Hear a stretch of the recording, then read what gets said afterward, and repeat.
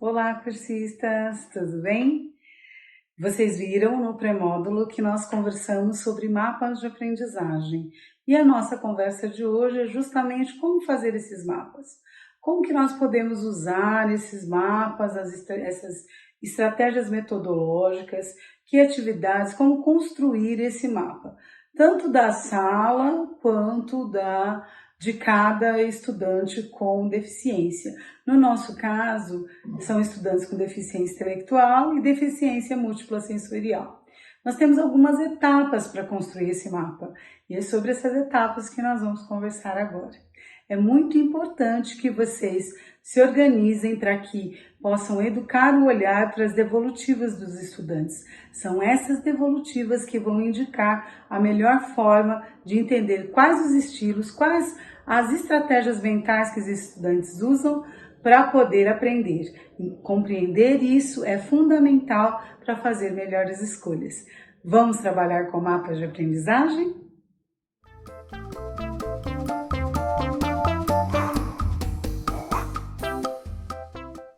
Quando formos elaborar os mapas de aprendizagem, nós vamos elaborar as atividades que nós já tínhamos programado, tanto no plano de ação quanto no PDI do estudante. Então, se eu estou trabalhando com um estudante com deficiência intelectual e quero propor, por exemplo, um desafio que trabalha a inteligência linguística e faço um trabalho de contação de história, eu vou desenvolver essa mesma atividade. A diferença é que naquele quadro que nós estamos apresentando no tema 1, para que possa acompanhar esse estudante, como que ele desenvolve, como que nós vamos monitorar, nós vamos fazer algumas anotações em relação à devolutiva dele. Por exemplo, preparei uma atividade de contação de história.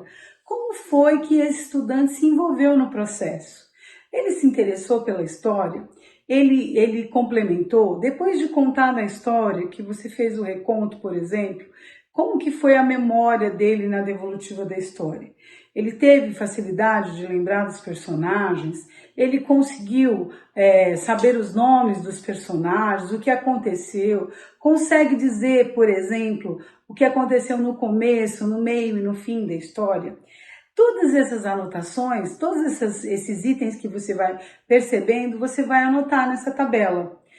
Provavelmente, se as informações e se as respostas para esses questionamentos que eu apresentei forem sim, há grande possibilidade desse estudante atender às características de uma aprendizagem muito mais verbo-oral, né? Se ele verbaliza bem essas histórias, se ele consegue trabalhar com essas histórias.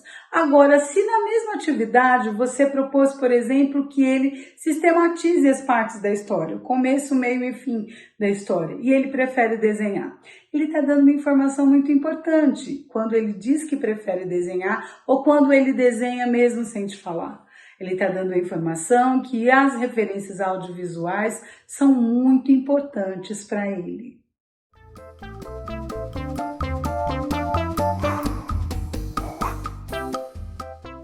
Um outro exemplo, não é?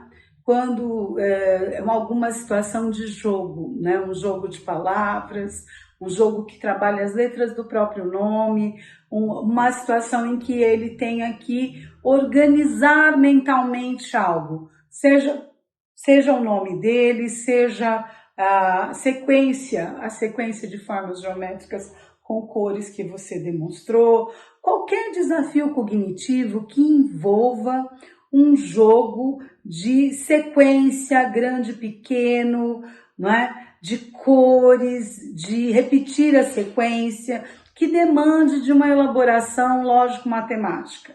Quando as devolutivas desse estudante em relação a essas atividades também vão dizer muito dele. Vão dizer, por exemplo, como que ele observou você organizar a sequência. Se ele observou você organizar a sequência com os olhos ou acompanhou toda a organização, ajudou você a organizar as peças. Esse tipo de comportamento vai dando elementos para que você faça suas anotações no quadro dos mapas de aprendizagem. Porque se ele se dispôs a ajudar, se ele dispôs a estar presente, a organizar junto, ele está dando uma informação muito importante. Essa é uma característica de quem aprende por parceria. Por exemplo, com crianças TEA, né? Se ele se sentiu motivado a fazer, mas primeiro ele observou, ele tem características de um outro estilo de aprendizagem, que é a aprendizagem por observância. E se ele pediu para organizar, se ele quis fazer do jeito dele, se ele quis organizar, isso significa que ele tem outra estratégia mental para pensar nessa atividade.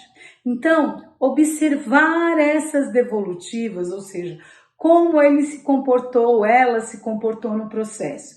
E como ele conseguiu fazer, por exemplo, conseguiu repetir a sequência? Conseguiu, ele fica perguntando como que é, ou se está certo ou se está errado. Aquele estudante que pergunta muito se é assim que faz, como é assim que faz, ou se remete a você o tempo todo, ele está novamente dando outra informação importante. Sou verbo oral, preciso verbalizar meu pensamento, preciso saber se estou fazendo corretamente. Então, no jogo, esses pontos são fundamentais.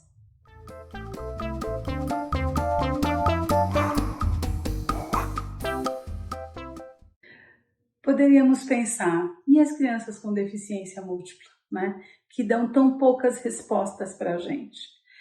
Nós sabemos que a deficiência múltipla, nós temos que usar o sistema sensorial a nosso favor, né? A audição para aqueles que têm, a visão, o olhar para aqueles que têm a visão preservada, né?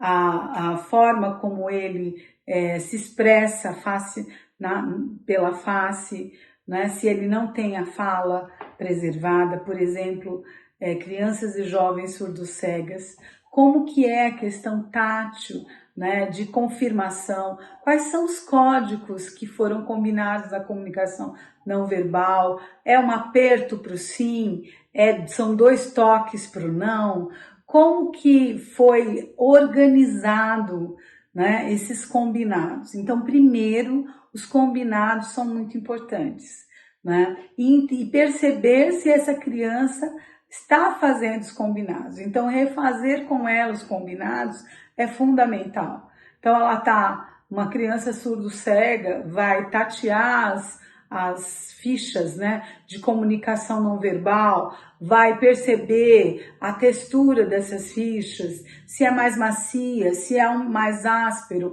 mais macio para o sim, mais áspero para o não. Lembrem-se, ele tem deficiência múltipla, mas ele pensa. Algumas inteligências estão ali comprometidas, mas não são todas. Então, só a forma como ele faz as confirmações e constrói vínculo com a gente, com nós professores do AE, já diz muito das suas devolutivas. Que estratégia ele usa? Se a deficiência múltipla dele, por exemplo, não envolve a audição está preservada, nós devemos explorar isso a nosso favor. Como que nós vamos combinar? É uma batida ou 2 para confirmação de sim e não? Que comunicação não verbal nós vamos trabalhar? A visão está preservada? Vamos explorar muito os cartazes, os cartões de comunicação alternativa, isso pode nos ajudar. E essa exploração também vai nos dizer que ele use estratégias, por exemplo, audiovisuais para aprender. Essa informação é fundamental para a gente.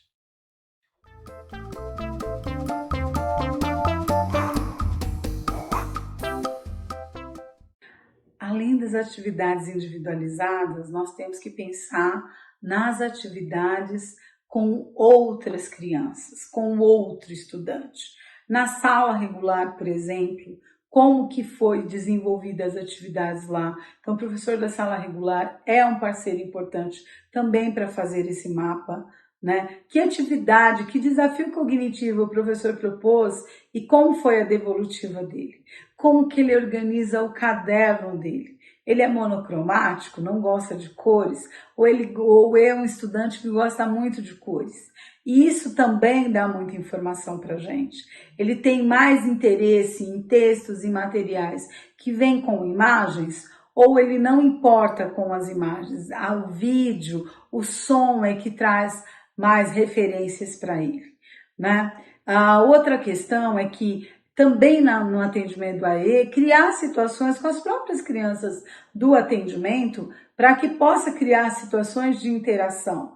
Como ele interage com o colega num jogo, como que ele aceita ganhar e perder, se ele consegue ter essa compreensão, como que é a condição dele quando ele termina a atividade, ele fica satisfeito com aquela atividade, ele simplesmente faz e você não vê empatia nem vontade de fazer. Essa falta de vontade de fazer a atividade proposta também nos diz muito, porque nós devemos olhar para aquela atividade e ver que desafio cognitivo essa atividade propõe.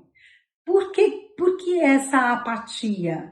Essa apatia nos diz, não é assim que eu aprendo. Então, eu tenho lá uma atividade de pintar e ele não tem a menor vontade de pintar. Nem pega os lápis, nem tem a intenção de fazer. Às vezes pinta com lápis de lição, monocromático. E a gente fica até meio frustrado, não é? Então, mas quando ele faz isso, ele está dizendo muito pra gente. Olha, não sou audiovisual, usa outras estratégias comigo, essa não funciona. Então, também nesses momentos coletivos, nós podemos fazer as nossas observações, anotar como foi essa devolutiva. Então, na tabela de devolutiva, sempre eu vejo qual foi a atividade, que desafio cognitivo aquela atividade previa e como ele devolveu. Positivamente, negativamente, teve uma inferência, participou ativamente, não participou, não se interessou. Tudo isso vai depois detalhar para que a gente possa ver qual é a frequência maior nas devolutivas dele, ok?